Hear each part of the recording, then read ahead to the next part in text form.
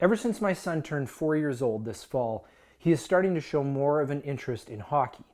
And one of the wonderful benefits of being off work for a while is that I've had more time to shoot the ball around with him in the driveway and take him out onto the ice to shoot some pucks as well. So naturally, when the opportunity arose to take him way up to Edmonton to see his first Oilers game with a whole bunch of my extended family, I couldn't pass that up.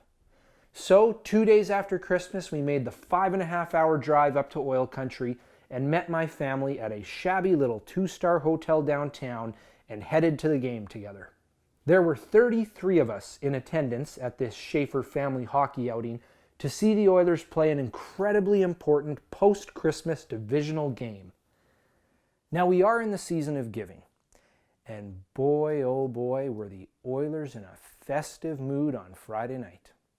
If I had the luxury of time, I would research this, but I believe that this was the fastest goal I've ever seen the Oilers give up on home ice in the 22.5 years I've been watching them.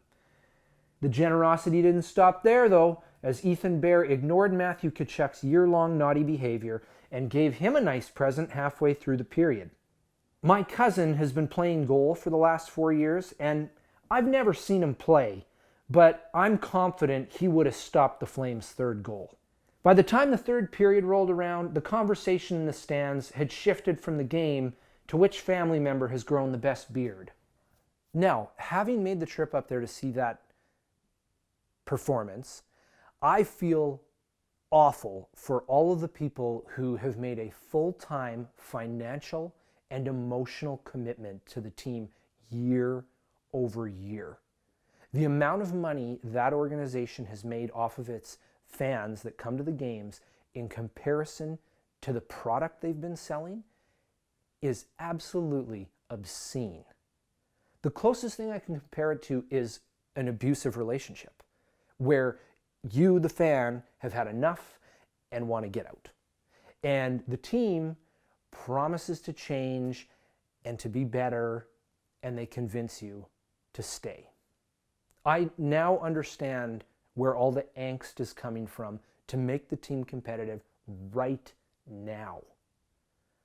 Now, I don't want to seem melodramatic, but the Oilers are in big trouble. As the Oilers started hitting the skids early in December, I wasn't okay with the losing, but I understood that they got a lot of breaks early in the season. And I felt that what I was witnessing was this evening out a bit. But as the month has worn on, it's gone well beyond that. The Oilers have had terrible puck luck, game-altering, horrible officiating, and Mike Smithing his way through games. The scary thing is that they can't seem to stop the bleeding. And this has been an Oiler trademark for over a decade now. Well, most teams in the league have ups and downs over the course of the season. Edmonton seems to dig themselves a hole and hit rock bottom, and then they just keep digging. And now the problem they've created for themselves is they have to do something I really don't think they're capable of, playing better hockey than all of these teams around them in the standings.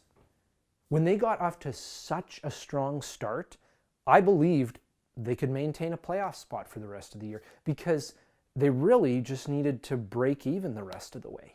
Basically, avoid any prolonged slumps. I really don't think they're going to recover from this because they don't have the depth that the other teams have. If you look at the standings, it doesn't look that bad. The Oilers are right in the thick of a really tight race. But this is deceiving because they've played more games than everyone else. So if you look at points percentage, you'll see that they're really buried all the way down here. The one remaining bright spot from the Oilers' strong start is that they are still tied for the division lead in regulation overtime wins, and that is the first tiebreaker. But that is pretty much it. I know it's been a while now since I have talked Oilers on here, so do not feel bad about leaving a long-winded message in the comments section. I'm interested to hear what you have to say now that we've reached the midway point of the season. And please like and subscribe. Thanks for watching.